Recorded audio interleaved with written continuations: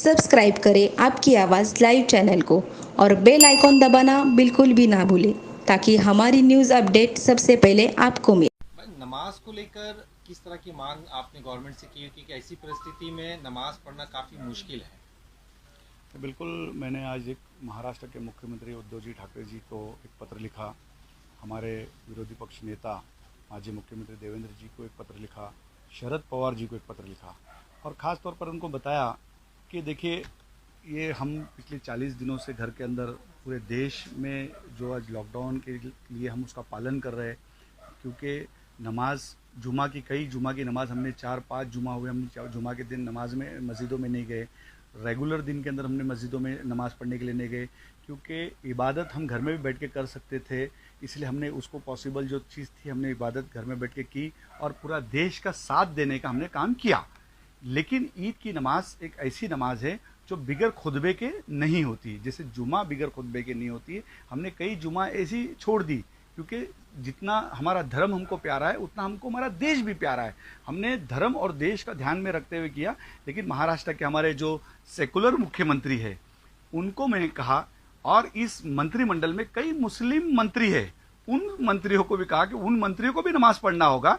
तो देश की जनता, महाराष्ट्र की जनता खास तौर पर इस चीज़ के ऊपर इतना मतलब सोच में सुबह से लेकर शाम तक के कई उलमाओं का मुझे फ़ोन आता है, कई महाराष्ट्र के कई कोने से 36 के 36 जिले पे मुस्लिम भाइयों के फ़ोन आते, कई मुस्लिम बुजुर्गों के मुझे फ़ोन आते कि ईद की नमाज का हाजी अरफा शेख किस तरीके से आप हम इंतज़ाम करेंगे, सरकार से आप क्या बात करेंगे। इसलिए मैं आज महाराष्ट्र के मुख्यमंत्री उद्धव जी ठाकरे साहब को मैंने एक पत्र लिखा और उनको कहा कि साहब, मैं एक ऐसा सुझाव देता हूं, मुझे ऐसा लगता है कि ऐसा होना चाहिए। और सभी मुस्लिम मंत्रियों ने, सभी मुस्लिम लीडरों ने माननीय मुख्यमंत्री जी से बात करके ये करना चाहिए कि जैसे हॉस्पिटल के अंदर एक डॉक्टर पेशेंट के पास जाता है पीपी किट पहन के, उसको कोई बीमारी नहीं होती है, वो अपना बचाव कर सकता है। अगर कोई मरीज जिसकी डेथ हो जाती है तो वो मरीज को छोड़ने के लिए वो जो लोग डॉक्टर्स वगैरह जो टीम जाती है, कब्रिस्तान तक जाती है, वो पीपी किट पहन के जा सकती है। इसका मतलब पीपी किट पहनने से वो उसको सेफ्टी है, वो कोई प्रॉब्लम नहीं हो सकता, वो अपना बचाव कर सकता है। इसीलिए मैं चाहता हूं कि इस साल महाराष्ट्र का मुसलमान, देश का मुसलमान, हम एक रिक्वेस्ट करते हैं महाराष्ट्र के मुख्यमंत्री जी से कि इस साल मुसलमान पठानी सूट नहीं पहनेगा, पीपी किट पहनेगा, क्योंकि ईद में नया कपड़ा पहनना जितना इंपॉर्टेंट नहीं है उतनी नमाज पढ़ना हमारे लिए इंपॉर्टेंट है। इसलिए हम चाहते हैं, महाराष्ट्र के मुख्यमंत्री जी ने हमको पीपी किट के अंदर, हमको महाराष्ट्र के अंदर नमाज पढ़ने के लिए पाबंदी हटाई जाए। सुबह 6 बजे से लेकर 8 बजे तक नमाज होती है, 6 से 8 के बीच में हम लोग सब लोग नमाज पढ़ लेंगे। मस्जिदों में अगर उन्होंने करने के लिए, अगर हमको नमाज पढ़ने के लिए फैसिलिटी दी तो बहुत बढ़िया बात है, बहुत अच्छी बात है। हम जिंदगी भर उनका एहसान मंद रहेंगे, हम दुआ देंगे।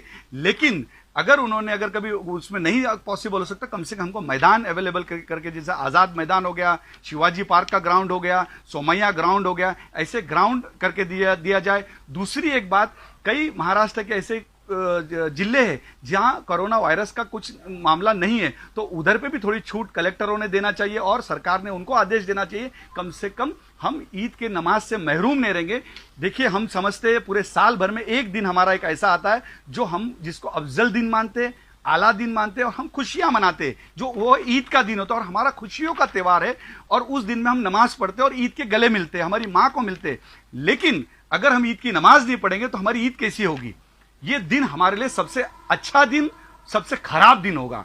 हमारी जिंदगी का, मतलब मेरी जिंदगी का और हमारे मुसलमानों की जिंदगी का सबसे बुरा दिन अगर हम मानेंगे तो वो ईद का दिन हम मानेंगे, जिस दिन को हम अच्छा मानते हैं। तो इसलिए महाराष्ट्र की सरकार से, महाराष्ट्र के मुख्यमंत्री जी से, सेकुलर मुख्यमंत्री जी से मैं उनसे रिक्वेस्ट करूंगा, और जितने भी मुसलमान सेकुलर मंत्री उनके साथ जुड़े हैं उनसे भी कहूंगा कि अपने मुख्यमंत्री को मनवाओ, सरकार को मनवाओ, और एक दिन मुसलमानों के लिए, नहीं तो जिंदगी भर इसका जवाब मुसलमानों को देना पड़ेगा, मुसलमान लीडरों को देना पड़ेगा। जितने मुसलमान लीडर जो अपने मक्तेदारी करते हैं कि हम मुसलमानों के लीडर हैं, हम मुसलमानों के लिए जान देते हैं, ऐसे मंत्री बन के बैठे जो मुसलमानों की जान पे जीत के आने वाले, उनको इसका जवाब देना पड़ेगा। और जनता को तो देना ही पड़ेगा, लेकिन अल्लाह को भी जवाब देना पड़ेगा, ये ध्यान में रखना पड़ेगा। तो है प्रॉब्लम कि अगर सब भीड़ एक साथ होती है, अगर आपको लगता नहीं एक साथ जमा होंगे सब लोग तो काफी दिक्कत हो सकती है, बीमारियां और बढ़ सकती है। नहीं बिल्कुल, कैसा अगर मैं पीपी किट पहन के जब जा सकता हूं,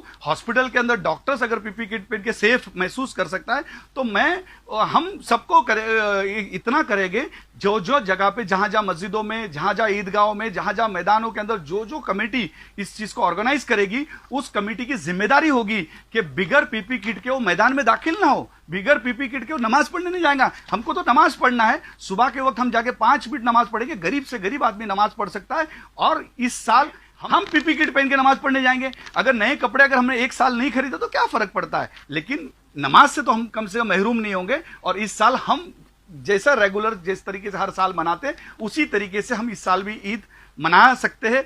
यही महाराष्ट्र के मुख्यमंत्री जी से निवेदन रहेगा, यही रिक्वेस्ट रहेगी कि हमारी बात हमने रखी है। एक महाराष्ट्र के मुसलमानों की तरफ से पूरी आवाज कौम की बात थी, और कौम की आवाज बोलकर हाजी अराफात शेख बोल रहा हूं। मैं अपने मन की बात नहीं कह रहा हूं, पूरी कौम की बात है, पूरे कौम के उलमाओं की आवाज है, पूरे कौम के जितने भी बड़े बड़े पीरों की बात है। हर पीरों ने मुझे कांटेक्ट किया, जो बड़े बड़े बुजुर्ग हैं उनकी आवाज बनकर मैं मुख्यमंत्री जी के सामने एक विनती कर रहा हूं कि हमको नमाज पढ़ने दे। इस साल हमने डिसाइड किया है पठानी की जगह पे पीपी किट पहन के नमाज पढ़ेंगे। और इसके अंदर महाराष्ट्र के मुख्यमंत्री जी, खास तौर पर शरद पवार जी, जिनका ताल्लुक ज्यादा मुसलमानों से हमेशा रहा है, उन बड़े दिग्गज नेताओं से कहूंगा कि महाराष्ट्र के अंदर इस चीज के लिए हमको आप फैसिलिटी दीजिए। यही हमारी विनती रहेगी, हाथ जोड़ के विनती रहेगी। और ये निवेदन मैं सभी नेताओं को जो महाराष्ट्र के अंदर जो आज मुस्लिम लीडर बन के काम कर रहे हैं, उनसे भी रिक्वेस्ट करूंगा। ये कोई पार्टी का सवाल नहीं है, ये हमारी कौम की बात है। हर मुसलमान लीडर, मैं समझता हूं कि जितने मंत्री बने हुए कि वो नमाज नहीं पढ़ने वाले, उनको भी नमाज पढ़ना है। तो अगर वो इस साल अगर वो खुद नमाज से महरूम रहे और वो ये चीज नहीं कर पाए, अपने खुद की भी नमाज अगर नहीं पढ़ सके, तो मुझे लगता है कि उनका मंत्री बन के भी कोई फायदा नहीं होगा। आज बहुत सारी चीजें, बातें करने के लिए बहुत सारी चीजें, इंशाल्लाह ताला बहुत बातें हैं। हम जरूर आगे बहुत सारी चीजें करेंगे, बहुत सारे गिले हैं, बहुत सारे शिकवे, लेकिन आज ये सब टाइम नहीं है। आज सिर्फ एक ही चीज है कि हर मुसलमान लीडर ने जो साथ में महाराष्ट्र के मुख्यमंत्री जी से जुड़ा हुआ है, जो उनके साथ करीब है, उन सब मंत्रियों से कहूंगा, उन सब लीडरों से कहूंगा, आप उनके साथ बात कीजिए। मैं तो कर ही रहा हूं। मैं खास तौर पर देवेंद्र फडणवीस साहब से कहूंगा, मेरे पार्टी की ओर से कहूंगा कि मैं पूरे मुसलमानों की आवाज बनके देवेंद्र फडणवीस साहब से कहूंगा कि आप महाराष्ट्र के मुख्यमंत्री से बात कीजिए और हमको पीपी किट के अंदर हम उसका लॉकडाउन का पालन करेंगे, कहीं पे भी उसका फज्जा उड़ने नहीं देंगे, कोई तकलीफ होने नहीं देंगे। और एक इस चीज जितना हम हमारे धर्म को चाहते हैं, हमारे देश को भी हम चाहते हैं, बिल्कुल उसका पालन रखते हुए और सिर्फ देश और दुनिया के लिए उस ईद के मैदान के अंदर हम दुआएं करेंगे। अल्लाह ने चाहा तो वो दुआओं की बरकत से इस देश से कोरोना बीमारी बिल्कुल हट जाएगी। यही मैं आपके सामने चैनल के माध्यम से विनती करना चाहता हूं। जय हिंद, जय महाराष्ट्र, खुदा हाफिज।